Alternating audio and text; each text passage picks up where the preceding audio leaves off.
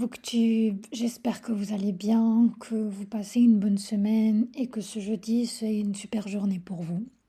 Aujourd'hui, je vous retrouve avec une fantaisie que j'ai énormément vu passer sur internet. Je comprenais pas pourquoi et j'ai eu la chance de l'avoir en service presse grâce à NetGalley.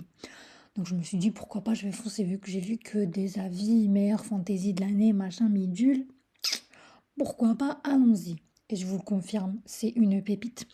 Et j'ai préféré vous la donner dès maintenant, malgré que ma pile des vidéos que je dois pondre est encore longue. Mais je me suis dit, c'est une fantaisie, je vais oublier des trucs, mieux vaut que je la fasse tant que c'est encore frais dans ma mémoire. Et du coup, dans cette histoire, on a Mérine. Mérine qui, à la base, était une jeune fille totalement random. Alors, c'est un monde qui est différent du nôtre. C'est un monde qui ressemble beaucoup à Twilight. Franchement, ça m'a donné des vibes. Mais il y a une différence. C'est par exemple comme un Cotard. Ça a une carte particulière, il y a des endroits particuliers, un royaume qui est gouverné par un roi et qui a un prince héritier. Mais bien sûr, le petit peuple, lui, il vit dans les quartiers pauvres et il y a les seigneurs et les grands maîtres et tout ça, il est lié. Ce sont des personnages que je vais vous expliquer plus tard. Eux, ils vivent dans l'enceinte d'un château super très bien, quoi, qui est un château opulent. Ils sont riches, ils n'ont pas de problème, eux, comme Mérine et sa famille. Alors Mérine, pour subvenir aux besoins de sa famille, parce que malheureusement son père est décédé à la guerre, parce que ça fait des siècles qu'ils sont en guerre, je vais vous expliquer dans un petit moment, je vais y venir. D'abord on commencera par Mérine, ensuite je vous expliquerai en gros la guerre, leur monde et la liaison avec les loups-garous. Vous allez comprendre, patience. Alors Mérine, elle, je vous l'ai dit, elle est très pauvre. Son père, il est mort quand il était à la guerre.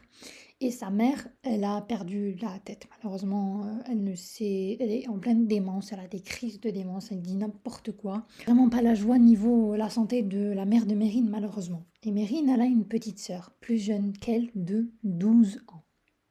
Et cette petite sœur, c'est le monde de Mérine. Elle fait tout ce qu'elle peut pour subvenir à ses besoins. Elle travaille dans deux boulots différents. Le premier, c'est qu'elle travaille dans une blanchisserie. En gros, c'est un pressing des temps anciens. Et le deuxième, c'est elle est combattante. En gros, elle va faire des combats clandestins et elle gagne une certaine somme d'argent parce que son voisin Igor est, si vous voulez, un entraîneur qui, depuis toute petite, vu que Mérine avait énormément de problèmes, elle avait une rage incontrôlable, donc il l'a aidée à contrôler sa rage en combattant. Et elle combat des hommes qui font deux fois sa taille. Vraiment, la fille, c'est une badass. J'ai adoré son personnage. Sa petite sœur, j'espère que j'écorche pas le nom, Sheila, je pense qu'elle s'appelle comme ça. Je vous ai dit, elle est encore au primaire, elle est toute petite. Et Mérine, c'est vraiment elle, ses parents, quoi. C'est vraiment que Mérine qui a élevé cette gamine. Et malheureusement, dans la ville où ils vivent, Stromfrost, si je me trompe pas, j'espère que j'ai pas écorché le nom non plus, il y a énormément de kidnapping d'enfants. Donc les enfants, ils étaient tranquilles dans leur lit ou dehors et puis pouf, ils disparaissent. Sans aucune raison, sans jamais laisser de traces, personne ne sait où ils sont, personne n'a jamais retrouvé un enfant. Et malheureusement, la sœur de Mérine va se faire enlever. Et du coup, Mérine, elle pète les plombs parce qu'elle a vraiment, mais vraiment tout fait pour protéger sa petite sœur. Mais quand je vous dis tout, c'est tout. Elle a même entraîné d'autres gamins pour qu'ils se fassent pas kidnapper tellement la situation était grave. Mais malheureusement, voilà ce qui s'est passé, quoi. Et quand sa sœur a été kidnappée, il y avait une rumeur qui disait que les enfants qui étaient kidnappés, ils étaient kidnappés par les vampires. Dans ce livre, ils les appellent les choux-raveurs. Ok. Les vampires, en gros, ils aspirent pas le sang, mais l'énergie des enfants pour vivre éternellement. Voilà, en gros, c'est comme, je sais pas si vous avez regardé Vampire Diaries, où il y avait le jumeau démoniaque de Joe, je crois qu'il s'appelait Malaké, qui est un truc comme ça. Il aspirait les pouvoirs des gens, c'est le même délire. Lui, les chou-raveurs, là, ils aspirent les pouvoirs, enfin l'essence vitale des gosses, puisqu'ils n'ont pas de pouvoir, pour vivre éternellement. Bon, et du coup, maintenant que sa sœur, elle est partie, elle se dit que le seul moyen de retrouver sa sœur, c'est de s'enrôler dans l'armée. Parce que quand ils les kidnappent, les chou-raveurs, ils sont au front en train de combattre les loups-garous géants, comme celle que vous voyez dans cette image-là. J'y viens. Alors, Mérine, dès qu'elle s'engage dans cette histoire-là, elle va apprendre qu'il y a une saison de liaison. C'est quoi ça? Ça veut dire qu'il va y avoir des épreuves, mais pas seulement pour aller à la guerre. Genre, tu t'enrôles, tu vas à la guerre directe. Non, tu vas d'abord passer par des étapes pour voir est-ce que tu es apte à te lier avec un loup-garou géant. Parce que oui, voilà la différence avec Twilight. C'est pas des gens qui se transforment en loup ou en bête, non, ils ont leur propre bête. Genre, voilà Mérine, et voilà Anassa Salouve. Ce sont des identités différentes, mais qui sont unies par un lien. Vous voyez? Un lien, une espèce de connexion. Il y a, entre les pensées et les émotions, il y a vraiment tout qui lie ces deux-là une fois qu'ils sont liés. Et Mérine, bien sûr, vous vous en doutez, elle va passer les tests. Le premier test, c'était, vous voyez les montagnes qui sont là, genre elle est censée escalader ces montagnes avec deux de ses potes qu'elle s'est faites en pleine route. Et vous vous doutez bien qu'elle a réussi, elle s'est liée avec Anassa. Et il n'y avait pas qu'elle, hein, il y avait tout le groupe qui était avec Mérine, qui était censé s'engager dans l'armée, qui a trouvé un loup-garou et qui s'est lié. Bon, pas tous, vous vous en doutez bien, parce qu'il y en a qui sont morts malheureusement. Et on va apprendre que que c'est pas fini, au fait. C'est pas, t'as un loup-garou, ça y est, c'est bon, tout baigne, tu peux te reposer. Non, non, non, non. Il y a des épreuves pour les lier et leur loup-garou. Des épreuves durant lesquelles ils vont devoir tester le lien. Est-ce que leur connexion est forte? Est-ce que tout va bien? Si c'est pas le cas, ils se font dévorer par leur loup, littéralement. Alors en ce qui concerne Louve Anassa, elle, en ce qui concerne Mérine, elle a une espèce de barrière qu'elle met entre elle et Mérine et elle ne l'autorise pas à entrer dans sa tête, si je puis dire, parce que Anassa, elle peut aider Mérine, mais elle ne le fait pas dans plein de situations, parce que Mérine et Anassa sont comme qui dirait pas sur la même longueur d'onde. D'ailleurs, je vous donne un exemple. Le jour où Mérine s'est liée à Anassa, dès que tu t'es lié à un loup, tu es censé monter sur son dos et descendre l'espèce d'énorme falaise que vous voyez là, pour redescendre en bas et entrer dans le campement pour ton entraînement de lier, parce que c'est là que l'aventure commence en fait. Eh ben Anassa, quand elle a vu que Mérine l'a rejeté, parce qu'elle a dit je ne veux pas de lien, je ne veux pas de lien, elle l'a laissé tomber, littéralement.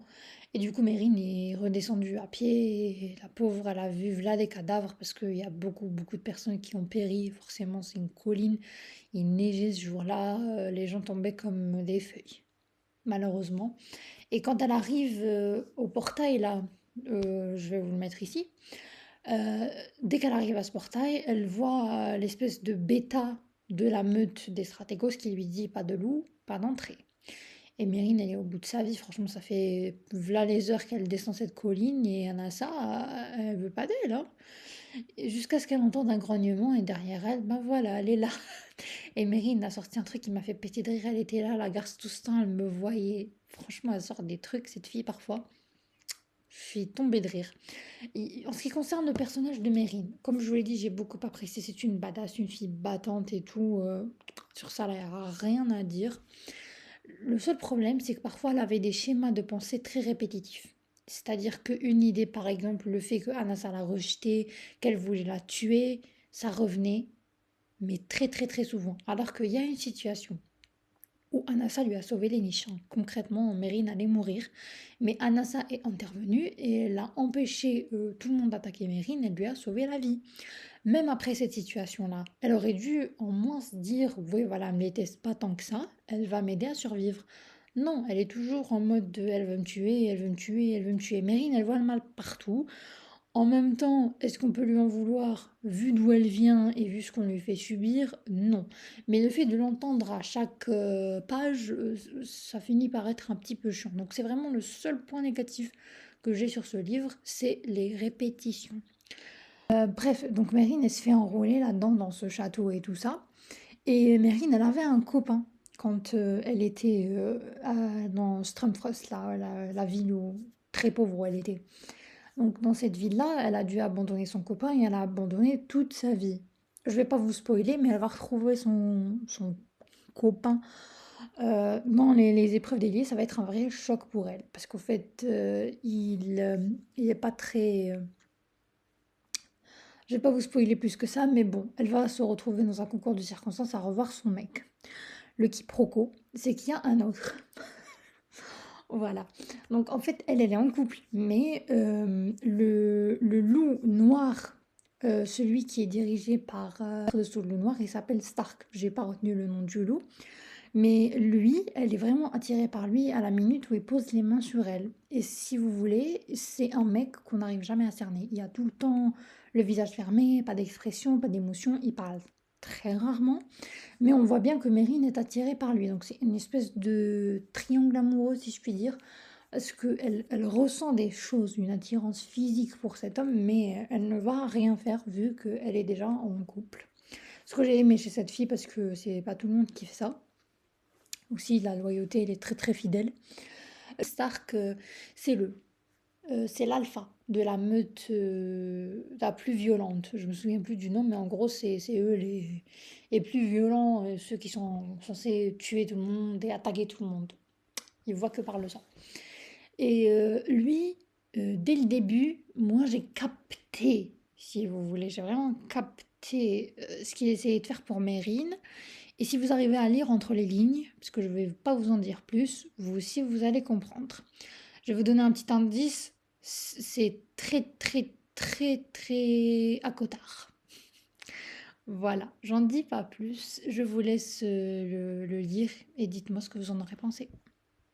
Le problème aussi avec Mérine, c'est qu'elle elle voulait aller au front pour libérer sa frangine.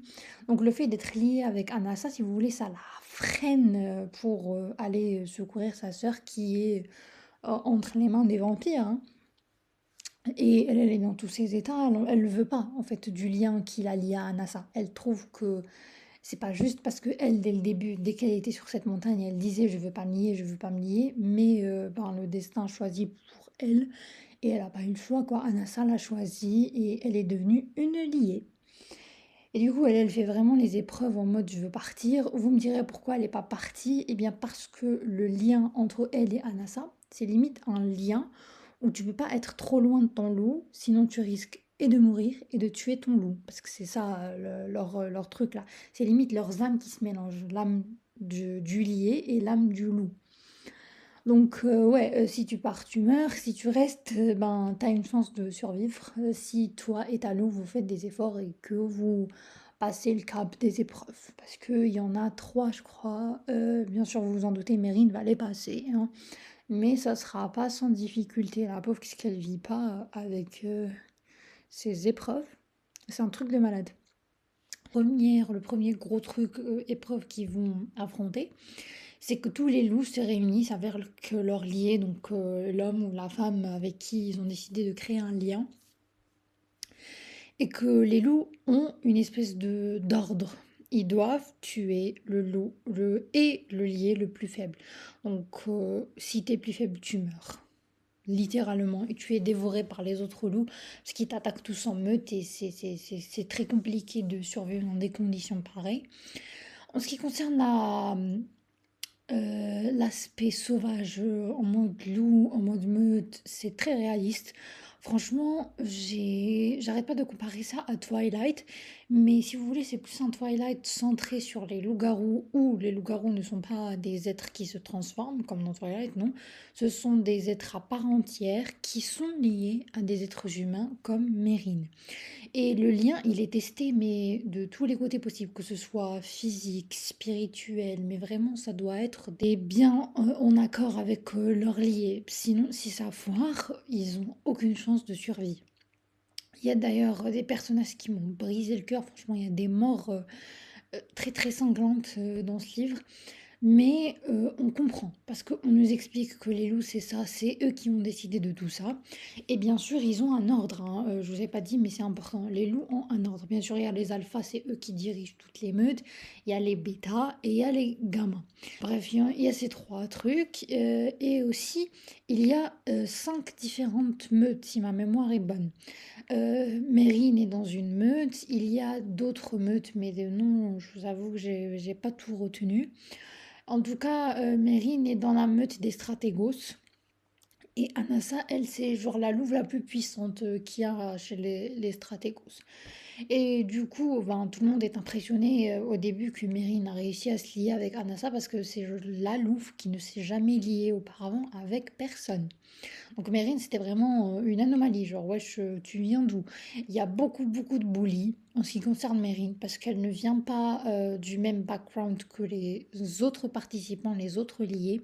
Parce qu'il faut savoir que, en fait, quand un parent est lié, ensuite il a des enfants, les enfants, ils se lient automatiquement avec d'autres loups, parce que ça fait partie de leur ADN, si vous voulez.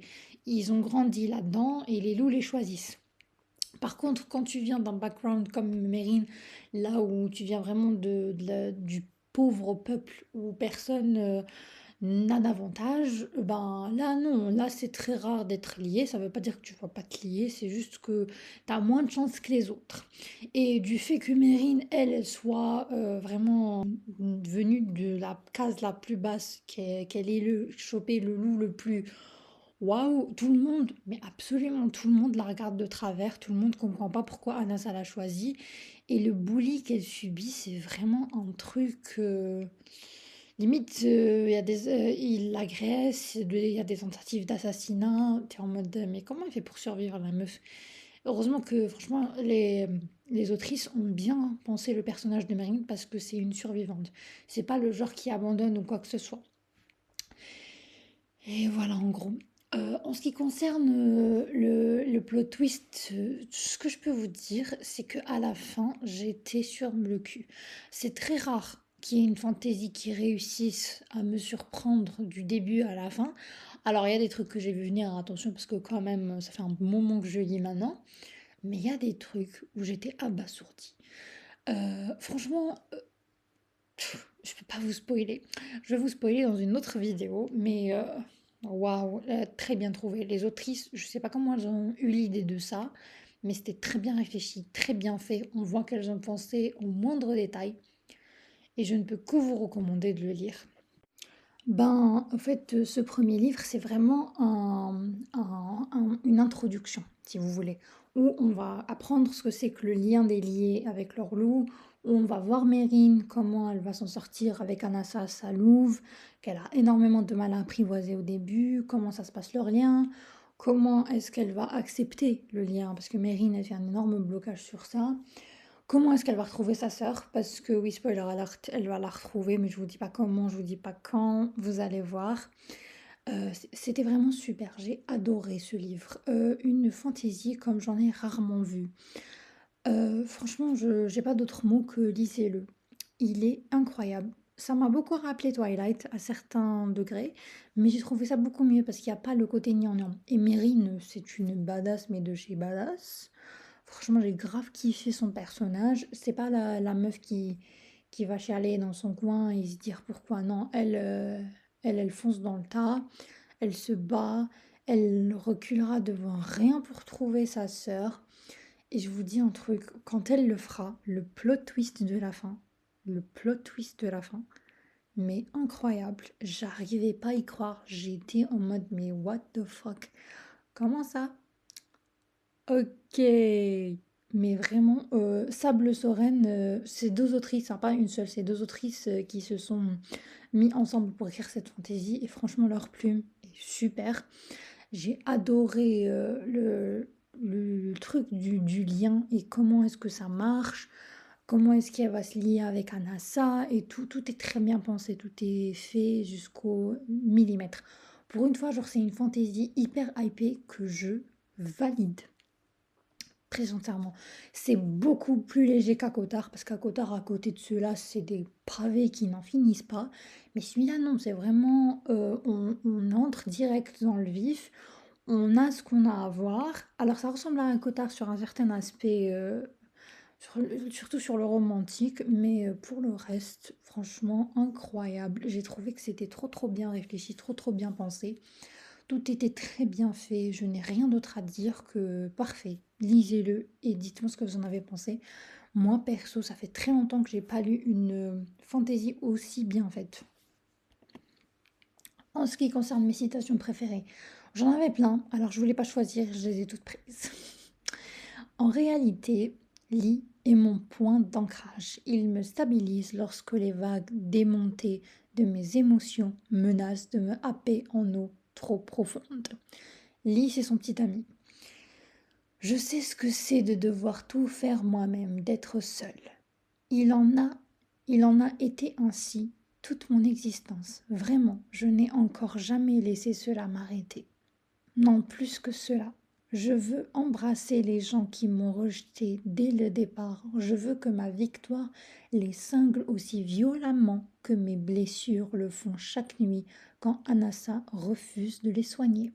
Ah oui, ça je vous l'ai pas dit parce qu'au fait, le lien entre le loup-garou et la louve, c'est un lien particulier qui permet à la louve de soigner sa alliée, donc Mérine, même les autres, hein. Et comme elle était en conflit avec Anassa, ah ben, elle ne le faisait pas, elle la laissait souffrir avec ses blessures. Ça va être long pour Mérine et Anassa, mais une fois que leur lien sera en place, mamma mia, trop belle amitié ces deux-là. Dans la souffrance, il y a la puissance. Si tu la touches encore, je t'abattrai moi-même, putain.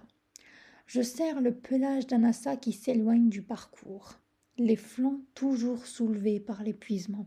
Je suppose que c'est ce qu'on obtient quand on place deux connasses entêtées devant un défi et qu'on leur ordonne de faire leurs preuves. Franchement, t'es barre de rire. Mérine nous sort des trucs comme ça toutes les deux pages et moi j'étais pétée de rire. Mais vraiment, c'est une fille qui... Franchement, t'apprécies être dans sa tête parce qu'elle est vraie. Et elle sort des trucs... Bon, à certains moments, j'ai trouvé qu'il y avait quelques répétitions dans son schéma de pensée.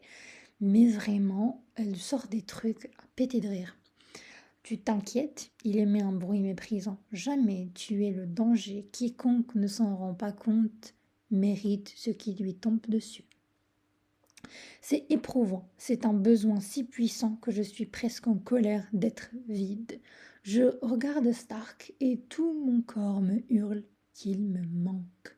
Alors Stark, c'est lui le propriétaire du loup noir, dont j'ai oublié le prénom.